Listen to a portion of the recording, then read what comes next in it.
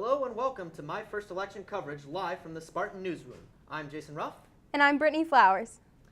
Just south of the border in Holcomb, Indiana, Republican Vice Presidential candidate Mike Pence and his wife Karen recently cast their votes for President of the United States and other important ballot issues in the state of Indiana.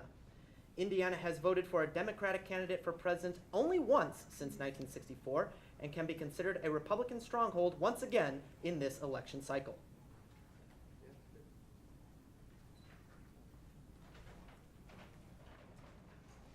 Republicans aren't the only ones casting their vote. California Governor Jerry Brown made his way to cast his ballot inside the downtown Sacramento Boys and Girls Club this morning, but unlike many other voters, he brought a small friend with him. Governor Brown was joined by his pet corgi, Stutter Brown. Outside the polling place, he spoke with reporters about why he chose to vote.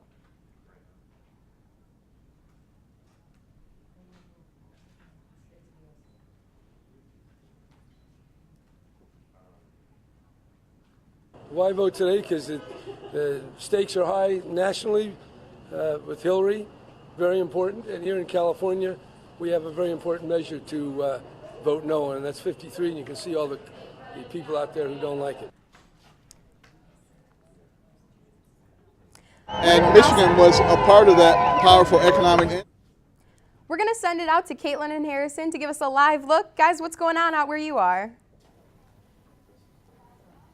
Brittany and Jason, thank you so much. Harrison Thrasher, Caitlin DeLuca over here, and we're joined by Michigan State University Journalism School Director, Dr. Lucinda Davenport. Dr. Davenport, how are you today? Good. Thank you so much for inviting me to be interviewed. Absolutely. So I'm just going to start you off with one simple question. Have you voted yet today? Absolutely, I voted. So can you tell me, did you bring a furry friend like the governor of California? Oh, let's see. I may have had furry friends who wanted to come. I have 2 dogs and a cat. One of them is bossy, the other one talks a lot, and the other one never gives me anything, gives me any personal space. So because voting is supposed to be very private, I couldn't have somebody telling me what to do all the time. I don't blame you, I don't blame you.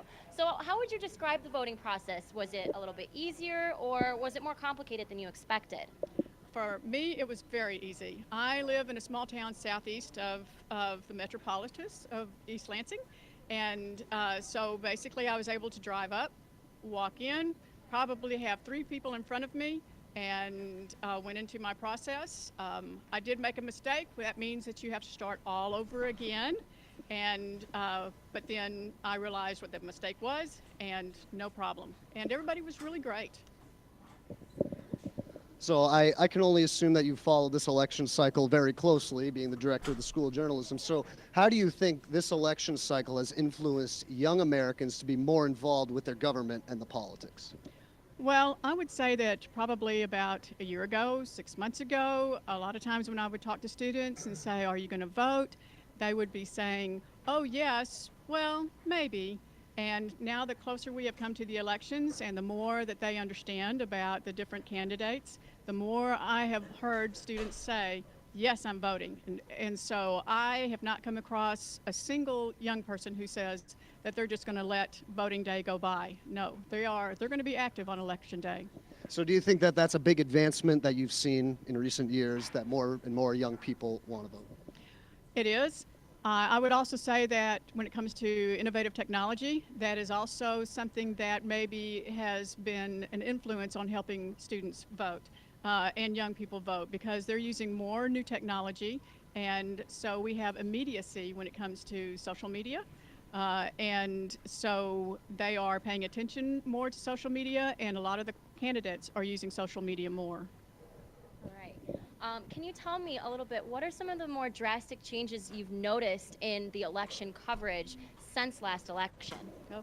So when it comes to the social media, it's not just that, but it is immediacy. The technology has helped us to know what is happening almost just as soon as it happens. When it comes to journalists, we are using social media, tweeting our stories. We are also tweeting to get information about stories. We are also doing research and it's investigative reporting to find out what tweets are the most popular, and also if we aggregate these tweets together, what does it mean? For example, this morning there was the report that Trump's tweets were more popular.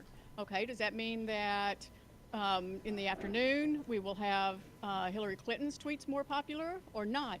Also, when it comes to audiences, they are getting news and information quicker when it comes to innovative technology. They're able to go on Facebook, they're able to go on YouTube, they're finding things out with tweets. So we are in a little bit of an evolution, and it's a challenge for everyone that I think everyone is welcoming with open arms.